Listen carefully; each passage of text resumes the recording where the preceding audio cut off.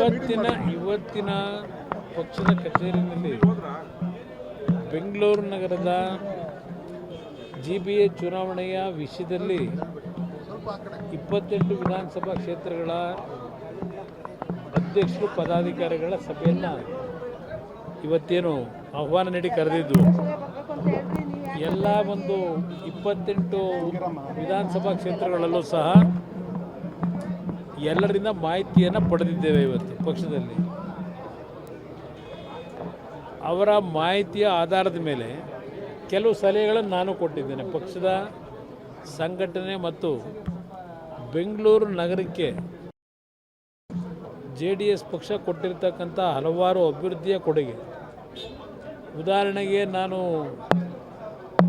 ಆಕಸ್ಮಿಕವಾಗಿ ಮುಖ್ಯಮಂತ್ರಿ ಆದಾಗ ಬೆಂಗಳೂರು ನಗರ ಮೈಸೂರು ನಗರ ಎರಡು ನಗರಗಳ ಅಭಿವೃದ್ಧಿಗೆ JNNURM ಸ್ಕೀಮ್ ಅಂತಕ್ಕಂಥ ಕೇಂದ್ರ ಸರ್ಕಾರದ ಒಂದು ಯೋಜನೆಯನ್ನು ಜಾರಿಗೆ ತರಲಿಕ್ಕೆ ಹೊರಟಿದ್ದರು. ಆ ಸಂದರ್ಭದಲ್ಲಿ ಕೇಂದ್ರ ಸರ್ಕಾರದ ಮನವೊಲಿಸಿ 25,000 ಕೋಟಿ ರೂಪಾಯಿಗಳನ್ನು ಬೆಂಗಳೂರು ನಗರದ ಅಭಿವೃದ್ಧಿಗೆ ತಂದಂಥದ್ದು. ನಂತರ ಆ ದುಡ್ಡು ನಾನು ಅಧಿಕಾರ ಕಳ್ಕೊಂಡ ನಂತರ, ಯಾಕೆಂದರೆ ಆ ದುಡ್ಡು ಬರ್ತಕ್ಕಂಥ ಸಮಯ ಕರೆಕ್ಟಾಗಿ ನಾನು ಅಧಿಕಾರ ಹೋಯಿತು.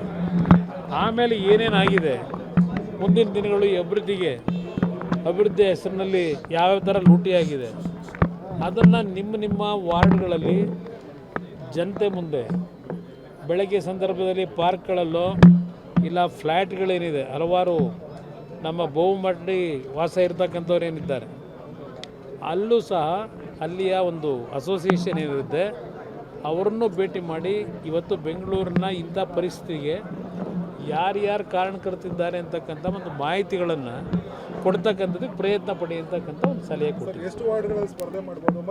ಈಗ ನಾನು 369 ವಾರ್ಡ್ಗೂ ಸಿದ್ಧತೆಗಳನ್ನು ಮಾಡ್ಕೊಳ್ಳಿ ಅಂತಕ್ಕಂಥದ್ದು 28 ವಿಧಾನಸಭಾ ಕ್ಷೇತ್ರದಲ್ಲಿ ಹೇಳಿದ್ದೇನೆ. ಇಲ್ಲಿ ಮೈತ್ರಿ ಆಗಬೇಕು ಅಂತಕ್ಕಂಥದ್ದು ಒಂದು ನಮ್ಮ ಪಕ್ಷದ ನಿಲುವಿಟ್ಟುಕೊಂಡಿದ್ದೇವೆ. ಮೈತ್ರಿಯ ಒಂದು ಚರ್ಚೆಗಳು ಇನ್ನೂ ಆಗಿಲ್ಲ. ಚರ್ಚೆ ಆದಾಗ ಏನು ತೀರ್ಮಾನಗಳಾಗುತ್ತೆ ಅಂತಕ್ಕಂಥದ್ದು ಒಂದು ಭಾಗ.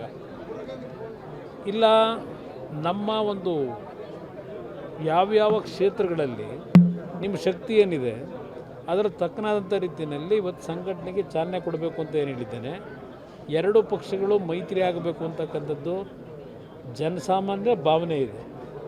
ಆ ಭಾವನೆಗೆ ನಮ್ಮಿಂದ ಎಂದೂ ಯಾವುದೇ ಕಾರಣಕ್ಕೂ ಯಾವುದೇ ರೀತಿಯ ಲೋಪ ಬರಬಾರ್ದು ಅಂತಕ್ಕಂಥದ್ದು ನಮ್ಮ ಪಕ್ಷದ ಮೊದಲನೇ ನಿಲುವು. ಅದರಿಂದ ಇವತ್ತು ಅದಕ್ಕೂ ಮೆಂಟಲಿ ತಯಾರಾಗಿರಬೇಕು. ಕೆಲವು ಕ್ಷೇತ್ರಗಳಲ್ಲಿ ನೀವು ದುಡಿಮೆ ಮಾಡ್ತಾಯಿದ್ರು, ಅಂತಿಮವಾಗಿ ಮೈತ್ರಿಯ ಒಂದು ಒಪ್ಪಂದಗಳಾದಾಗ ತಾವುಗಳು ಸ್ಯಾಕ್ರಿಫೈಸ್ಗೂ ತ್ಯಾಗಕ್ಕೂ ಸಿದ್ಧವಾಗಿರಬೇಕು ಅಂತ ಹೇಳಿದ್ರು.